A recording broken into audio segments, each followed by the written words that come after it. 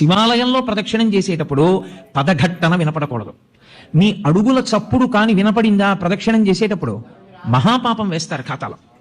పాదాల చప్పుడు వినపడకుండా ప్రదక్షిణం చేస్తే పరమశివుడు అంత ప్రసన్నుడవుతాడు.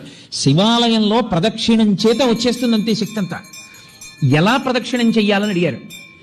నిండు గర్భిణి, ఇంకొక గంటలోనో 2 గంటల్లోనో ప్రసవం అవుతుంది. కిందంతా బిందెతో నూనె పోసేశారు. ఆమెకు ఒక పెద్ద బింది ఇచ్చి నీళ్లు శంకలో పెట్టారు, డొక్కలో. ఆమె పట్టుకుంది. ఇప్పుడు ఆ నూనె వెలికిపోయిన నేల మీద నడుస్తోంది. ఆమె ఎంత పరాకుగా అడుగు వేసి నడుస్తుందో ప్రదక్షిణ సమయంలో అంత పరాకుగా అడుగు వేసి నడవాలి, చప్పుడు రాకుండా. అదే ఉపమానాన్ని వాడింది శైవాగమం. యథాతథంగా మీకు నేను ఆ ఉపమానాన్ని అందించాను.